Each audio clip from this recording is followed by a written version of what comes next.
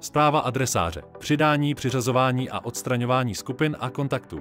V rámci portálu MyCam SMS je možné také pracovat s kontakty. Na úvod jenom zmíním, že kontakty do adresáře se dají přidávat ručně, importovat hromadně z předem vytvořené tabulky nebo zakládat pomocí API komunikace s vaším systémem. V tomto videonávodu se zaměříme na správu adresáře a ruční vytváření kontaktů a skupin.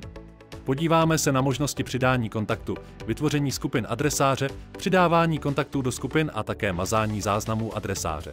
Kontakt do adresáře přidáváme tak, že v adresáři kliknete na tlačítko Přidat kontakt vpravo nahoře. Vyplňte potřebné informace o kontaktu a klikneme na Uložit k potvrzení přidání kontaktu.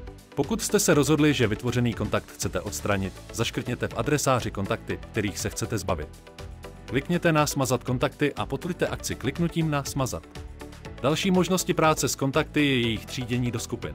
Pro vytvoření nové skupiny do adresáře klikněte na Adresář. V adresáři najděte možnost Přidat skupinu.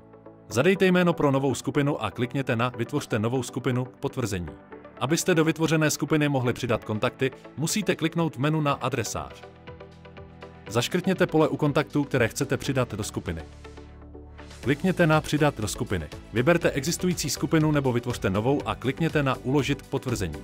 Chcete-li kontakt ze skupiny odstranit, klikněte na Adresář a vyberte konkrétní skupinu. Zaškrtněte kontakty, které chcete odstranit.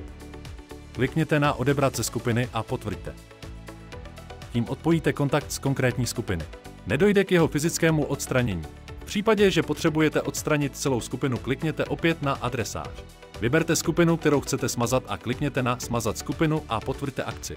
A to je vše. Nyní jste se naučili, jak spravovat svůj adresář kontaktů ručně. To je kontakty hromadně importovat z předem připravené tabulky, se dozvíme v dalším videu s názvem Hromadný import.